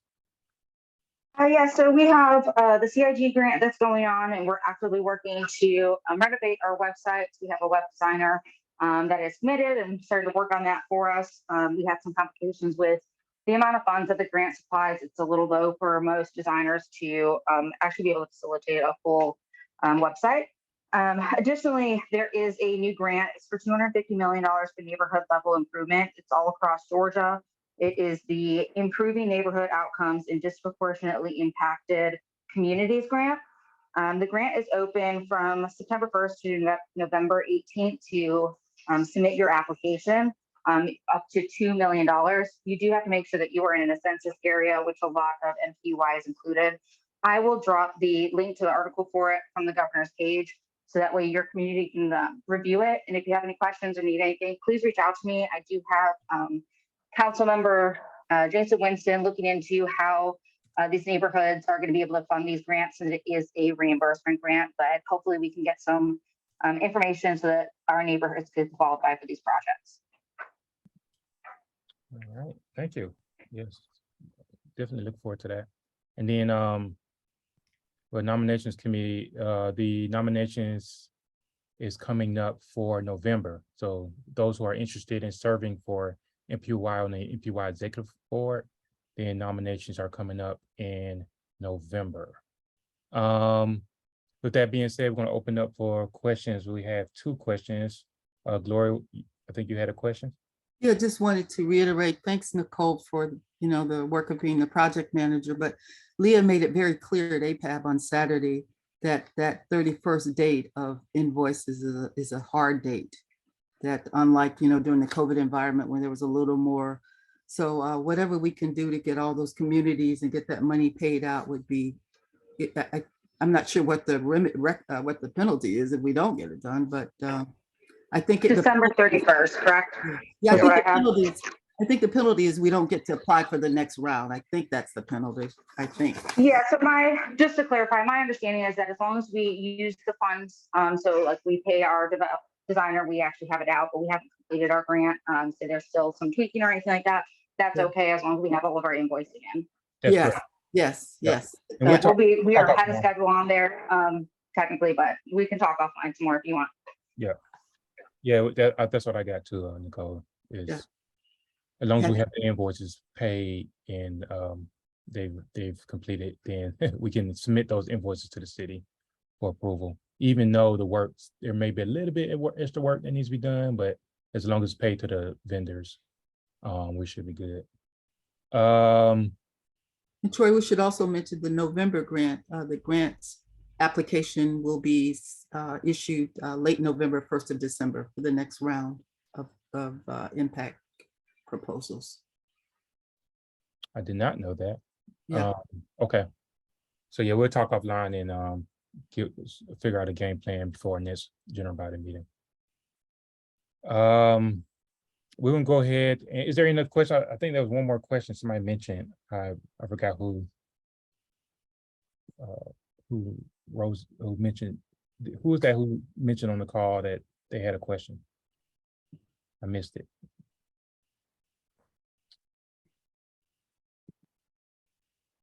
Somebody said they had a question. You call to the floor. All right, moving on, we're gonna go ahead and move into new business briefly. So we're gonna skip over South Bend Park. Dr. Rebecca Robinson mentioned early on that this is needed on the neighborhood level. So as an NPU, we don't need to make a vote as we originally thought. And we mentioned it twice so far in the meeting, at the beginning of the call as well as during committee reports. So you should have a idea of what this is. This is just a Park Pride has granted funds to South Bend Park for an initiative that they're working on, an eco addendum. And then bylaws, today is the last day as far as general body meeting to approve the bylaws. This does need to be voted upon. I'm gonna mention a couple of items that was mentioned during our executive board meeting. It's small, very, very small. The first item was we changed the date of the amendment from 2021 to 2022. We also changed the execution date of the bylaws, where it was ratified, to today's date, which is September the 18th, 2022. Today's the 19th. Oops. Nikki has her calendar there. All right, just changed it.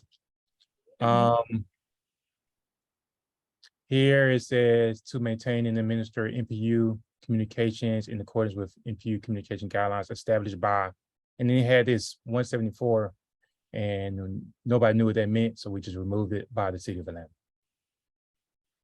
All right, so we removed the item 174 that's currently in our bylaws. All right, this is just, I just mentioned this, we changed to the 19th here.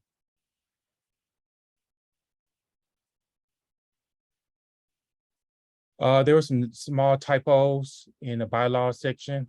Meetings shall take place, and we removed this EET. I think that was a typo.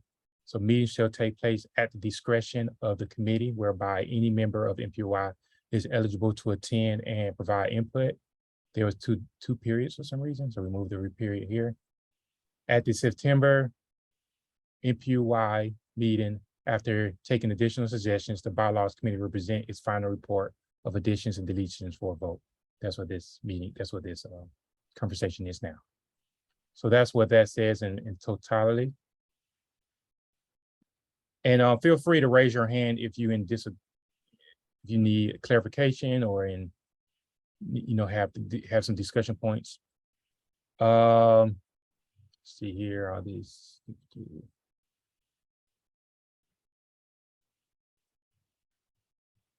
All right, here for quorum, it says participation in meetings by means of conference telephone or remote means shall qualify. So we remove the word not. And this is to adhere to us being able to hold quorum for a meeting on Zoom.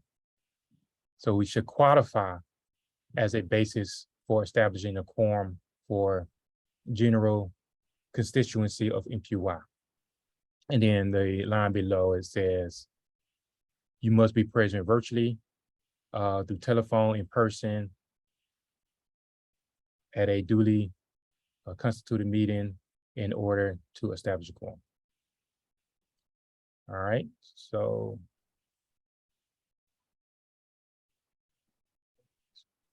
Oh, it was just C was on the same line, so we just made C its own bullet point. That's where this add paragraph is. For some reason, it was some type of formatting issue.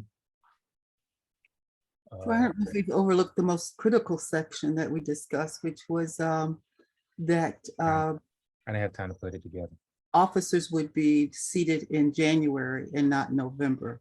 That was one of the critical issues. I did not have time to put the language together for that one.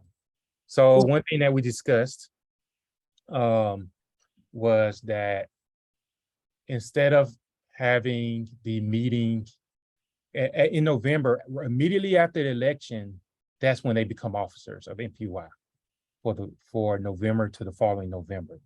However, one of the issues that we've been seeing over the past couple of years is that transition process between elected members. So from November to January is usually a transition process, but since a person is nominated directly in that November, then it's hard to have that transition. So one thought was to do it as the typical standard in elections is you become an elect to allow for transition, and that position doesn't become in effect for that new elected person until the January of the following year, which is typically done in the city as well as many organizations like APAB. To try, I think the language is already out there. If you can take a look at Z or APAB, so it wouldn't be, if we could vote on it tonight, with your going to include it, I think the language, that language is, it permeates a lot of those bylaws. Okay, we could do that. So if the body so choose that we create a clause to allow the voting member or the elected official or elected executive board member to become in effect that following January to allow for transition. Because in December, there's a lot of things that's closing up. One of the main things is the grant that the grant that Nicole handles for this year. And since we're in kind of in scramble mode in the month of December, it's very hard for a newly elected chairperson or newly elected board to handle those last administrative tasks by that grant. So one thought was to allow them to become newly elected and fall in January, so they'll have a new slate essentially in January. So essentially, toward the language is that we're rescinding the current bylaws, even though it will not become effective. We need to remind folks until 23. Yeah, it won't, correct. Yeah, but So it won't be, it won't become effective until the November election of 2023. So it won't apply for this November's election.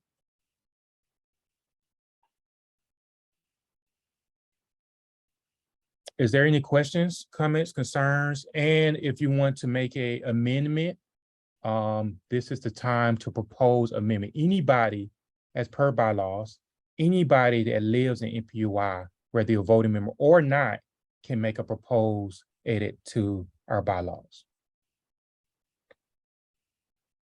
Is there any questions?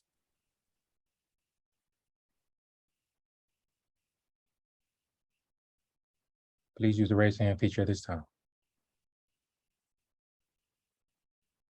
I'd like to solicit a motion.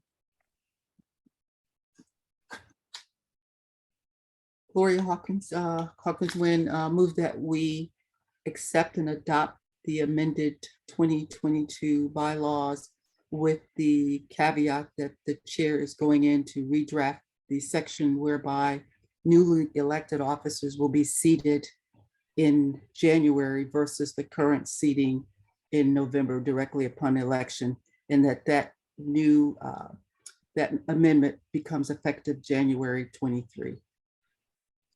I second. Well spoken, Gloria. Guess a lawyer in you. So we've properly been moved by Gloria, seconded by Nikki Garcia. We'd like to open the floor for any discussions. Please use the raise hand if you have anything in opposition or. All right, seeing none. We'd like to close out the discussion and go ahead and move forward for a vote. All those who are in favor of the motion, please use the raise hand feature at this time.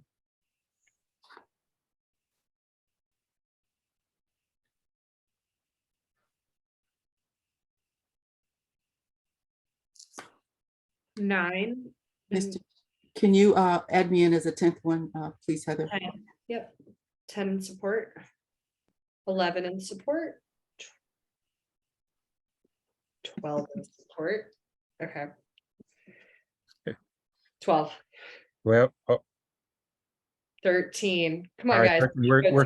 we're closing it here. So we have 13 in support. Yes. All right, let me lower the hands.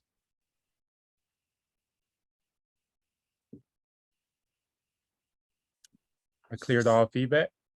13 in support. All those who wish to oppose, please use the raise hand feature at this time.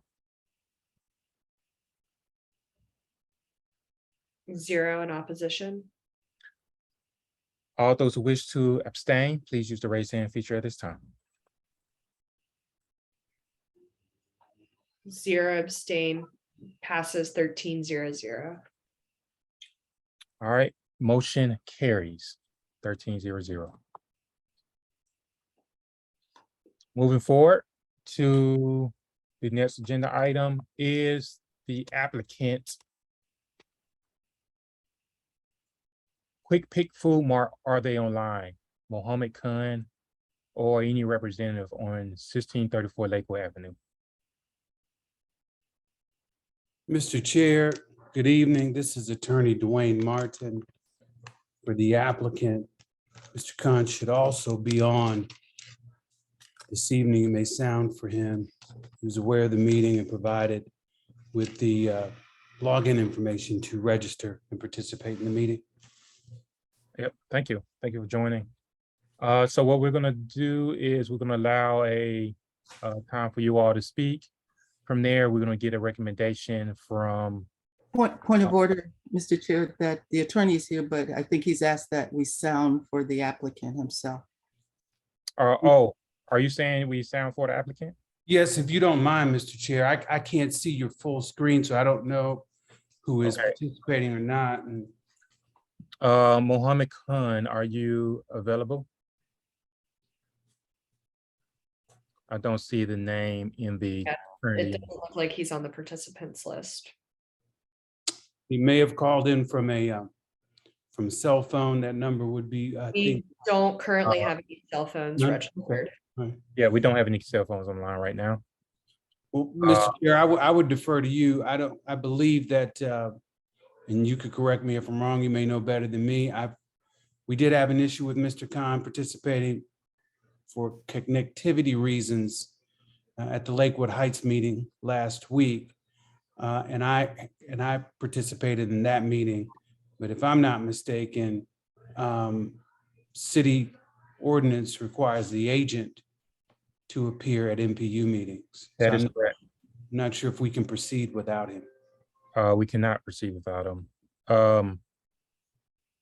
Okay, so we will go ahead and move forward with the agenda. I think Anna Johnson is online. Yep. So Hey. far, we'll mark it as a no-show, and then if you can get Mohammed Khan to join, then we'll come back to this item on the agenda. Yeah, Mr. Chair, I would, at this point, and I've spoken with Ms. Hawkins at length today. You know, I believe that the NPU regulations allow the board to make a recommendation based upon the applicants not appearing. If I may, point of order, Mr. Chair, I think I will corroborate what Mr. Martin is saying, particularly if there is proof of adequate notice to the applicant. And I believe notice has been given multiple times. That is correct. If you would like, we can solicit a motion. Yes, Mr. Chair, we would not be opposed to that. I'm here, I'm prepared to discuss the application. I had multiple conversations with the applicant since the Lakewood Heights meeting over the weekend, earlier today by email and by text. I cannot offer a reason as to why he's not on this evening. Okay, do you all wish to do a voluntary deferral? I would, I am obligated under the state bar rules not to take an affirmative action that's not been approved by my client. So I will leave to the NPU's discretion what they would deem appropriate at this moment, because under the bar rules, I do not have authority to either request a deferral or to recommend that the board record the applicant as a no-show. So I would defer to the NPU and to their pleasure. Okay. We're gonna. Heather has a question. Gloria, are you saying that because we've provided adequate notice, we can make a decision to approve, we can vote to approve or deny this applicant tonight? Well, without pulling Mr. Martin in, who's a licensed attorney and has a duty to properly recognize it, to properly represent his client. I think the issue is whether there's been adequate notice and whether the applicant has not shown, has a showing is without cause. Right. I'm asking you, Gloria, not so. Yes. So we can, as an NPU, choose to go into a vote to approve or deny the alcohol license tonight because adequate notice has been provided. Yes. That's the language, adequate notice, and he's a no-show. He's not reached out in any way to ask us to reschedule or for continuance or deferment. So I would argue that the law supports that adequate notice has been given multiple times, I would even admit, and that the attorney, his representative, who has a duty of care, has admitted that he has also given him notice. Okay. So we're gonna allow for a brief, I see more hands raised. We're gonna allow for Mr. Martin to briefly explain the application, and then from there, we're gonna solicit a motion, whether and from that motion, make a vote. Mr. Chair, given the lateness of the hour, I will be brief. Mr. Muhammad Khan has applied for a beer and wine package license for the Quick Pick Food Mart at 1634 Lakewood Avenue Southeast. He met with the Lakewood Heights community both in July and in August. Actually, August and September, forgive me. And the meetings did not go well. There was significant opposition to the application. The August meeting, the Lakewood Heights community made a recommendation. We asked for a reconsideration and met with Lakewood Heights again last week. The meeting didn't go any better than the prior meeting. And I don't want to speak for the Lakewood Heights community, but they essentially reaffirmed or affirmed their prior position on the application. There have been discussions with Ms. Hawkins since the meeting in an effort to try to put together a proposal to address the neighborhood's concerns. We've been unsuccessful in putting together a proposal that would adequately address the neighborhood's concerns. It's my understanding from our meetings with the neighborhood that there have been issues with the prior owner who had several illegal activities occurring on the premises. There was even a due cause before the City License Review Board last year for this location, not for this particular applicant. And subsequent to that, this applicant purchased the business. Councilmember Jason Winston was on the Lakewood Heights community meeting last week, and he reported that under or during the ownership of this applicant, there was a Sweep. where there was other illegal activity identified. Again, the effort was made to try to put together a proposal that the neighborhood could potentially find some comfort in to address their concerns. Again, Mr. Chair, we've been unsuccessful in putting together that proposal. And so the application comes before this body for consideration. It is a beer and wine package license for a convenience store with hours of operation until 11:59 p.m. on a daily basis. And that's essentially the pertinent details of the application. Okay. Quick question before we ask for a representative from Lakewood Heights. So what was in the proposal? Well, we didn't get to put together a proposal. The bottom line is that we discussed putting together a proposal for either private uniformed security officers or off-duty police officers during hours of operation, or perhaps during evening hours of operation. The applicant was not comfortable with making that commitment. And so while that was discussed, no formal proposal was submitted because we couldn't get authorization from the applicant to make that proposal to the neighborhood. Okay. Is Zach online? I don't see him online. Gloria, your call to the floor as representative of Lakewood Heights. Yeah, I think, thank you for your professionalism, Mr. Martin. I think Mr. Martin has pretty much laid out where the weight of the evidence is, and we will be headed to the LRB for due cause hearing.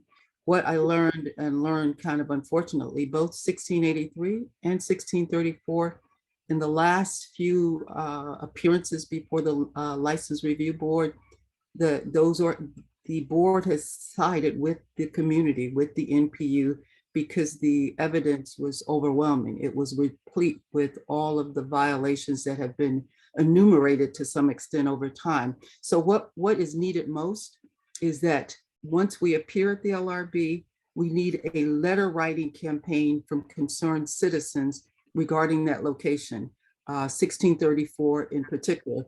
But with that, I think that is the sum of it, that we just need to make sure we now have a new, I would dare say, new sheriff. We have a new mayor in place.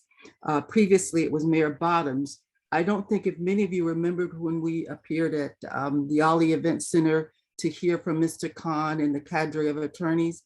Well, that gentleman sitting in front, his name is Kendall, Alvin Kendall. and he's an advisor to the mayor. He left that room and went and told her to sign those papers, notwithstanding that the general rule is that the mayor will defer to the LRB. It is an evidentiary hearing where they hear the evidence. And like as in the NPU, we ask that our applicants be vetted by the local community because they have hands-on. They have a better idea of what the issues are. Same here. The LRB is usually deferred to, but again, I don't mean to call names, but I think it's real clear. I mentioned that name to Mr. Martin today. That's what happened. That is why both 1634 as well as 1683 are currently operating with liquor license. Okay. Is there any other discussion before we open? Well, we're gonna do a motion, and then from there, we're gonna open up for discussion. Can I get a motion on the floor? Mr. Chair, point of order, please. Remember last month we voted as an NPU. Yeah, should be in the minutes that we would corroborate even at this juncture the decision of Lakewood. So what was the we have to do a new vote. We can't use the past. So could we do a new motion? Even though we did make a motion, because by law we have to make a motion with a representative, the agent or a representative online. So we had to essentially submit a no vote to the city because of the municipality code.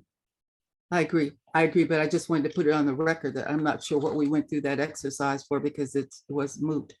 Yeah, it was moot. So we like to. Gloria, to confirm, I don't think in that whole thing you said what the decision of Lakewood Heights was. Is it to defer or to deny? It was to deny. It was to deny, and we So voted. Motion to like go in line with Lakewood Heights and deny this application. We have a motion by Heather. Can I get a second? Second. Nicole Westwasser. Seconded by Nicole Westwasser. We'd like to open the floor for discussion. Martin, did you have anything to say before we go for a vote? No, Mr. Chair, nothing else to add.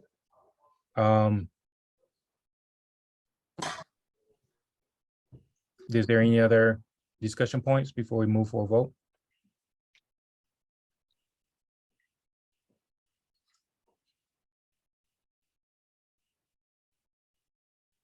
Seeing none, we're going to close the discussion here and go ahead and move towards a vote for denial. All those in favor, please use the raise hand feature at this time.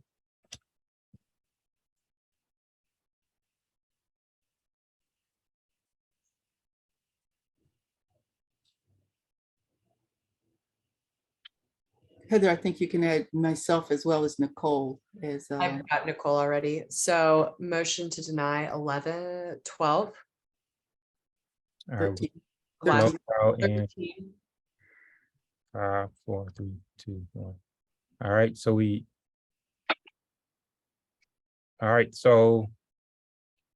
had 13. Yep. All right, let's see. I'm closing the feedback now. All those who wish, I'm closing feedback. Those in opposition. Those who are in opposition, please use the raise hand. Those who are in opposition of denial, please use the raise hand feature at this time.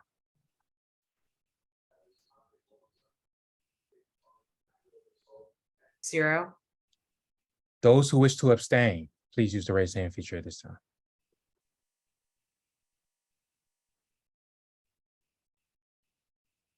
Mr. Chair.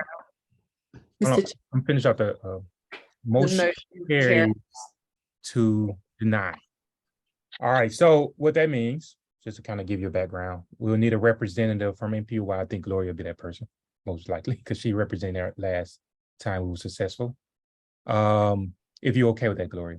Oh, yeah, but Mr. Chair, just a point of order. Sometimes the way we frame these motions, they become confusing and they've been translated just the opposite. I think that they should have been framed, those who are in favor of this applicant proceeding, those who are in favor of approving of this applicant, can I get a vote? And those who are in opposition, to this application. Can way we've worded it again, I just think it's not, I don't find So it. is there anybody right now that were confused about the motion? Please use the raise hand feature at this time. I've got documented that the motion was to deny the application. Also, Very Gloria. good. Very good. All right, with that being said, since we don't have any Very good. confusion, then we'll just go ahead and move forward. So with that being said, we will need a representative from NPU-Y. This requires due cause, meaning that we have to find proof, which I believe we have, but we have to find proof that the LRB, that applicant is unable to maintain their premises. That's right. Inability. Inability to maintain a privilege. Yeah. We can't just do a recommendation vote. We have to show proof to the LRB and have a written statement with support so that the LRB have the evidence, because it's a municipal code breakage here. So they have to have the evidence to deny. That's right. So, with that being said, we do have images of the premise in the past, so we'll just need to make sure we gather the right evidence to offer the vote so that the LRB can also make that recommendation to the mayor's office. But Troy, can I give the folks what's most compelling? On August 3rd, this applicant wrote our agenda for 6 months, right? From January to, and on August. I need to make a correction there. So the applicant was Hamida, I forgot the last name, but the first name was Hamida. So there was a application from November to, I would say, June, July of this applicant. And then as Gloria mentioned, obviously there were some complications. Probably some of the evidence was probably towards the Georgia state license being revoked. That's right. It switched. But we can't do a relationship unless we find a relationship between the two applicants. But the applicant switched to Muhammad Khan in June and July. That's right. So it's up The to us evidence, to be able to evidence find the evidence in our minutes. It's in our minutes. He admitted to being in control of the premises and working the store since March. One of the questions we asked is, had there been any police reports? And his statement was, maybe my people. We were asking from the May through I think June, end of June period, when we know the sweep occurred. And he said, no, maybe my people did it and they just diffused it. So he's admitted to being in possession and control of the property during that period of time. He in fact stated that the application had gone all the way back up to January, February. That was his own admission of his involvement in, I would dare say, and suddenly with this suspension by the state, now we get 2 weeks later, a week later, a new applicant. And one would argue the genesis for that was the state's, again, there you go. That's the evidence. Yeah, so great. So we're gonna go ahead and move forward. We're over time, so we're gonna go ahead and move straight into, if Omar is still online, we would like him to go ahead and grab the floor for a few minutes for a presentation.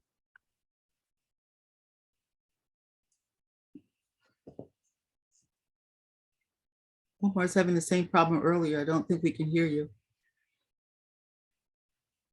Omar, we can't hear you.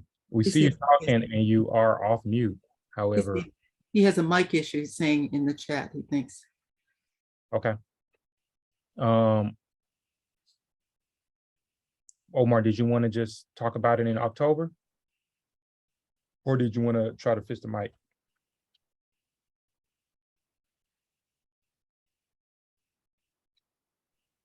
Okay. So we're gonna go ahead and move forward to announcements. Is there any announcements? Please try to limit to 1 minute. We're a little bit over time. Couple good announcements I can give. The Y, October 8th, we have a trunk or treat. It's a safe environment for kids to come in costume. The parking lot is full of vehicles with their trunks open, everything from candy to coloring books, et cetera, et cetera. On the 15th of October, this is a great community benefit. We have free vision screening there at the Y with the end result of your being issued eyewear. May not be the top of the line designer eyewear, but it is an additional pair of frames and it's no registration, no cost. Again, that is one of the great benefits. October 15th, vision screening with the issuance of a pair of eyeglasses. They will likely be sent to the Y and you pick them up later. It's open to the public. Yeah, there you go. You remember that one, Charles? Is that the only one I got to you, the trunk or treat? Then the vision screening one, I don't think I actually, or did you, I don't think I ever actually got to the vision screening, or you could not pull it off. So the trunk or treat is just a fun, clowns. That's a good one. I think that was Monique's, the yoga Yeah, one. I'm about to mention that one next. Shantae, you called to the floor?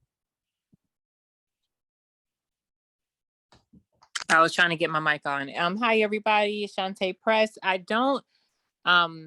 I'm not like the official representative, but it was discussed on the South Atlanta Civic League meeting recently. There'll be a community yard sale, the first annual for South Atlanta, on October 15th and 16th. That's the Saturday and Sunday from 1 p.m. until 5 p.m. And it's at, what's the name of the park that's over behind Carver Market near Carver, the new schools at Carver? Isn't it South Atlanta Park? Isn't that the name of it? I forgot the name of it as well. Okay, but you guys know where I'm referring Yeah, to. So just wanted to give a heads up because I'm not sure if we'll have another NPU-Y meeting before then. Nice, very nice. So come out, come support. Thanks, guys. That's all. Have a good night. Thank you. And then I'd like to mention this. This is Monique's event. Yoga Mindfulness Genius Pop-Up. So Tuesdays from 5 to 6 p.m. Her organization, Go Teach Ets event, is having yoga for children. So if you want to come and have children and you want to do yoga, please visit goteachess.org/event/yoga-mindfulness. What's the location? Oh, she raised her hand. Go ahead, Monique. Hey, we've had to postpone this one until after October 20th out of death in my family. But if somebody wants it, the more people we get signed up, it'll be at Pittsburgh Yards. So please send me an email if you're interested. We need at least 5 kids for the instructor to come to Pittsburgh Yards. It will be once a week for a kid yoga. So it's postponed to after October 20th. It was supposed to start today, but because of some things on my end, we weren't able to. So we're pushing it back for 1 month. Hopefully we'll have enough people sign up. We need 5. The course is $65. That gets you 4 sessions, ages 8 to 16. Thank you. It'll be at Pittsburgh Yards. Nice. Is there any other announcements before we try to jump back over to Omar? Oh, I got one for Omar. He has an event. I know he probably did not think about this, but he has a jazz event in October. Oh, Omar, you have to remind me of it. I think it's October the 18th. 19th. 19th. Oh, thank you. Yeah, so everybody, okay. So Yeah, October you put it in 19th. the chat. Oh, okay, put in the chat, okay.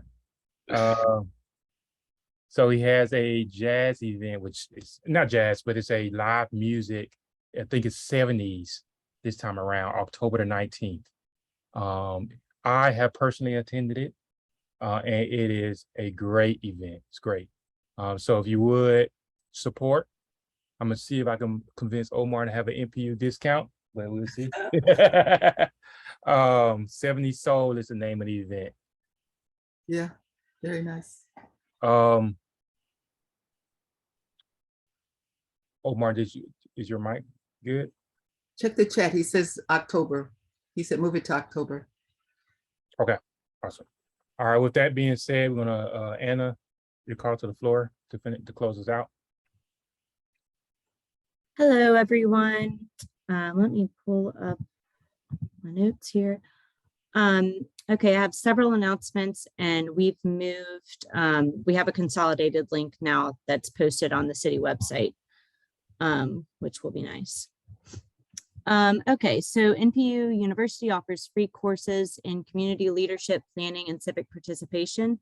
This month, we have Code Enforcement Academy every other Saturday, starting September 10th to November 5th. And then the role of a chairperson or presiding officer. on Thursday, September 29th. And then in October, we start with how to avoid foreclosure on Tuesday, October 4th. So those events are coming up. And again, I'll post a link in the chat that has more information. The Department of City Planning team is hosting corner conversations in a different neighborhood the first Wednesday of each month to talk about any neighborhood concerns, the NPU system, and all things City of Atlanta. We hope to see you there. Please see the chat for more information. The City of Atlanta has postponed the series of in-person and virtual meetings for zoning 2.0. There's more information and just an official update on the city's website, but I haven't received any new or updated information about when exactly we can expect those meetings to start back. But as soon as I hear something, I will let you all know. Our Office of Buildings launched permitting in the park this month. Permit techs will set up at local parks and rec centers to offer permitting assistance.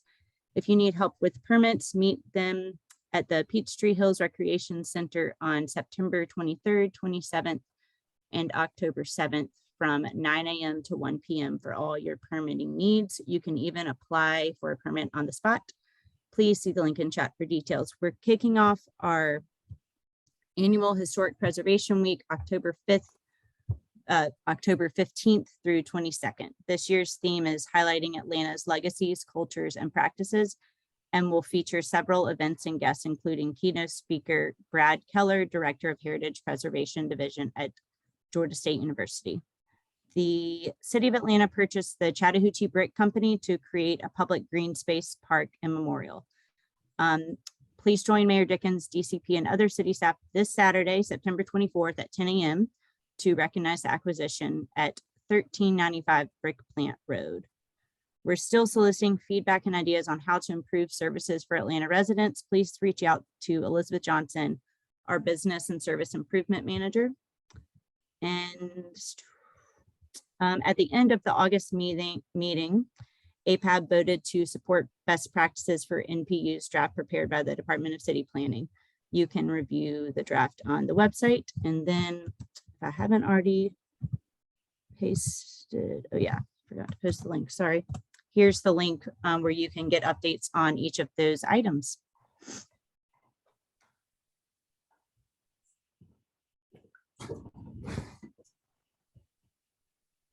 All right, Nicole, you got the floor? The reapportioning of the NPUs, can you highlight that? Lori, Heather's actually called to the floor, sorry. It wasn't a question on the planner's report, sorry. It's just before we adjourn. I have a question or comment. Lori, go ahead, Lori, sorry about that. And I know it's a little bit controversial, but can you just speak to the body on the reapportioning issue that's on the table for the NPUs right now? I actually don't have information on that. I think Leah